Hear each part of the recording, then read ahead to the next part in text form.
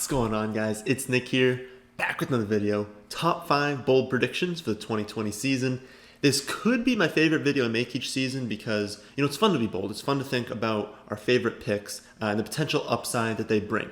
Now remember, the goal is not to hit on all 5. We don't want to make them too easy where it's not even bold. So we're trying to make these difficult to hit on. I will say though, we've hit on back-to-back years of quarterback takes. So I said in 2018, Big Ben would lead the league in passing yardage, and then last season that Lamar Jackson would finish as a top 3 quarterback. And this season, I've got a steamy quarterback take. So we'll go over that, but the first thing we've got to do, of course, is the stat of the day. Yesterday's stat was among running backs with at least 400 snaps last season, who ran the fewest routes per game. The answer was Philip Lindsay. I think people overestimate his role in the receiving game a lot, and Hoddard was the first one to get that one correct. Today's stat. Last season, Tyler Higbee led all tight ends with 6 targets inside the 5-yard line. 2 players tied for second with 5. Name one of them. So let's do some bold predictions. I'm going to start off with quarterback like always. And we've got Tyrod Taylor. I'm predicting that Tyrod Taylor will be a quarterback 1 through the first 3 weeks, making him the single best streaming option if you want to go that route, especially since he's free in drafts. He's going outside the top 20 rounds as the quarterback 31.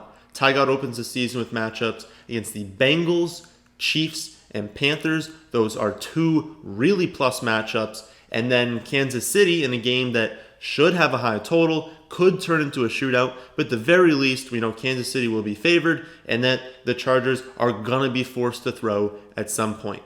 Tyrod has everything you're looking for in a quarterback streamer. He's got the talent around him. Keenan Allen's one of the best route runners in football. Hunter Henry is an elite receiving tight end when he's healthy, and he's healthy right now. Mike Williams is a pretty good deep threat and a really big red zone weapon, and it does seem like he's going to be healthy enough to play in week 1 as of recording this. And then, of course, Austin Eckler, is one of the top receiving backs in football. So Tyrod, you look at that, he's got the weapons. He's also extremely mobile. In his 3 seasons starting in Buffalo, he averaged 525 rushing yards and nearly 5 rushing touchdowns per year. What are his fantasy points per game in those years? Quarterback 7, and quarterback 19. You look at the 19 and you're like, why did that happen? Well, his target leaders were LaShawn McCoy, a running back, Charles Clay, Zay Jones, Deontay Thompson, Jordan Matthews, and Nick O'Leary. If he'd continued to post quarterback 1 numbers in that season, he'd be the greatest quarterback of all time. Rushing is just so important in fantasy, and we've seen people start to realize this with Josh Allen, Daniel Jones, even Minshew getting a lot of hype this season, but no one is talking about Tyrod, and I don't get it. The only downside, the one thing you can point to, is Justin Herbert. It's always scary taking a quarterback that they could get replaced. But the whole point in drafting Tyrod is not thinking you're going to start him for the full season. You should never assume that. But you're streaming at this point. If you're spending like your 17th or 18th round pick on your quarterback, you're streaming the position. You're playing the matchups because we know if you stream quarterback, you're going to get roughly quarterback 6 to 8 production. So why not spend a 17th round pick on that? And why not, if you're going to stream, don't pick someone who's got a great week 1 matchup, but then really difficult matchups after that. Or pick someone to stream not looking at the matchups and realize, they actually play a really difficult team to open the season. You want someone who's got very easy matchups. Bengals, Chiefs, Panthers. Those are 3 games that Tyrod is going to produce. And we know at least to start the season, Herbert is not going to come in. So it's very apparent at this point, there is just no way. Unless Tyrod throws like 6 picks in the first half of week 1, he is not being replaced. They do not want to bring Herbert in early in the season. If he's going to replace him, it's going to be in the second half, or it might not even happen at all. So he is safe to start the season. He's got the talent around him. He's got the rushing. And he has produced as a quarterback 1 in multiple seasons already with far less talent than he has right now. So that's my prediction, is that he is a quarterback 1 through the first 3 weeks. Prediction number 2, no Jaguars running back will finish inside the top 35 for running backs. Not Chris Thompson, Armstead, Azigbo, James Robinson. I like this prediction because I think we get carried away with value sometimes, even when the answer is usually just an easy fade. So we see, obviously, Leonard Fournette leave the team. Everyone wants to look, oh my goodness, where are all these carries going? Where are some of these receptions going? It's going to everyone. And it's going to everyone on the Jaguars, a team projected to win 4 games this season. And they're projected to be fairly pass heavy as well. So instead of trying to figure out which running back is the best option late, why don't we just save ourselves some time and just fade this entire backfield? Not the offense. I still think Chark is an elite pick in the middle rounds. I think Minshew is a great option late if you want to stream quarterback. But all of Thompson, Azigbo, Robinson, Armstead, they're becoming trendy sleepers. Less Armstead now that, of course, he's on the COVID list. But these guys were all trendy sleepers. And honestly, there's a very thin path to any of them being reliable fantasy options. And if there's a very thin path to even being a reliable option, there's basically no path that any of these dudes come out as running back 1. So just ignore it. Just ignore this entire team for the running back position and just take handcuffs and high upside options at other positions, but high upside options for running back if you need a running back at that pick that are not on the Jaguars.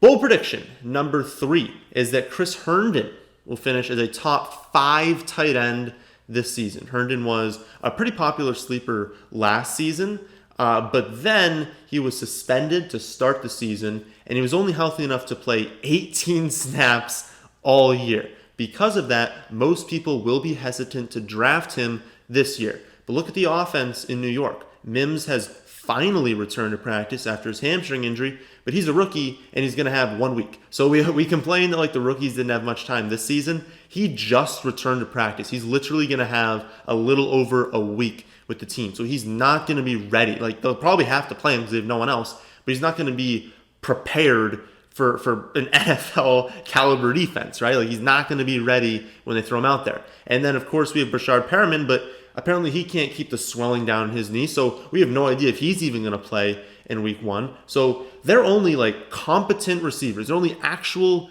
talented receivers.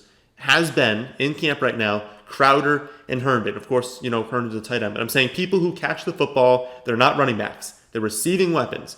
Crowder and Herndon. And given that they're projected to win 6.5 games, I honestly think that's even too high. But 6.5 games means they're going to be down late. They're not going to be running the ball. They're going to have to throw the football. And that's just going to lead to a ton of games of just garbage time points. And I know you hate projecting garbage time points, but let's be honest, the Jets are not a good team. They're going to be down in the fourth quarter in a lot of games, and that's going to lead to receptions and a lot of targets for Herndon and Crowder. And then you got to look at it. It's not like Herndon is some scrub. I'm not saying this about some horrible tight end. It's well, at least he'll be on the field. They're going to have to throw to someone.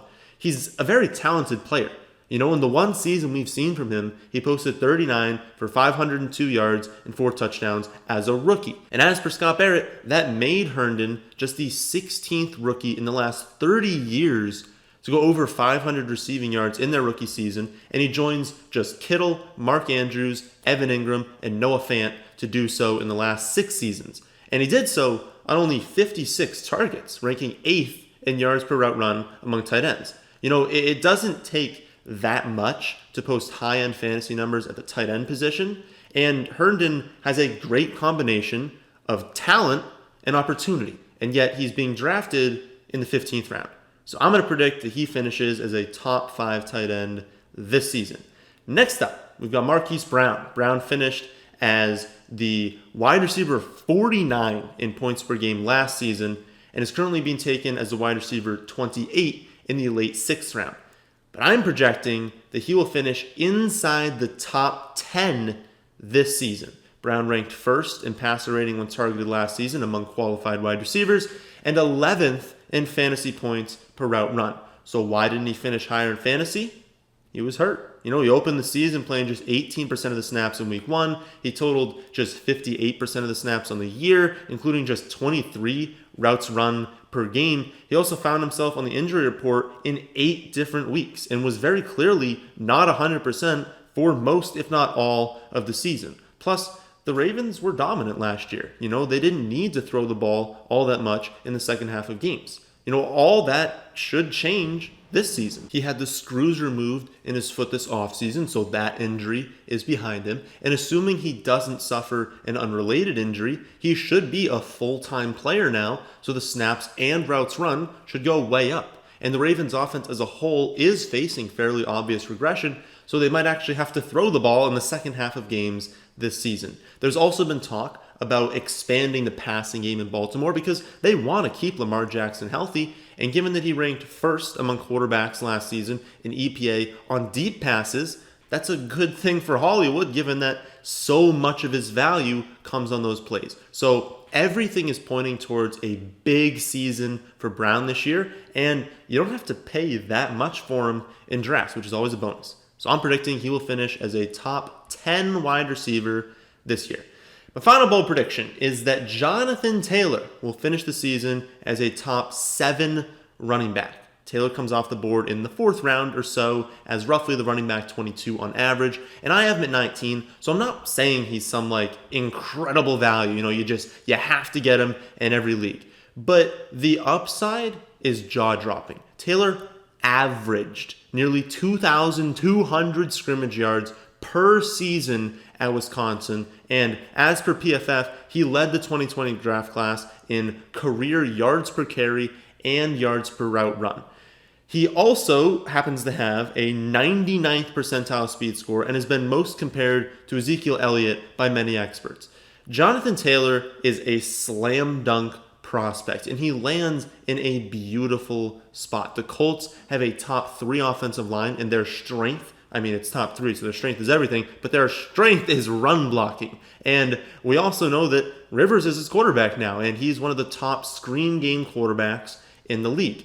And remember, Jonathan Taylor led the 2020 draft class in career yards per route run. So if Taylor is given the featured role, he'll be a top 5 quarterback. The only question is whether or not that happens. They do have Mack, they do have Hines, and they've said that they do want the both of them to still be involved. How involved? That remains to be seen. But honestly, I just have a hard time believing the Colts would trade up to take a running back early if they just weren't going to use him, especially when we know he's a slam dunk prospect. Maybe if we didn't know that, maybe if we thought that he might not be that good, maybe Mac beats him out. No, they're not going to trade up to take this kid early and him being this good and being like, you know what, we're going to wait until next year to feature him. He's awesome. It's a great situation. And so I think he is a phenomenal pick with a ton of upside. And so I'm predicting he will finish as a top 7 running back in fantasy this season. And guys, those are my 5 bold predictions for the 2020 season. And after tomorrow with our Mock Draft Monday, that's going to do it for the off-season content. We're going to switch right into Week 1 videos from that point on. And speaking of Week 1, the Week 1 rankings are live on the site now, so you can check that out at our website, thefantasyfootballadvice.com. That's the end of this one. Hope you all did enjoy. If you did, how about hitting that like button? And how about subscribing to the channel if you're new? Thanks for watching.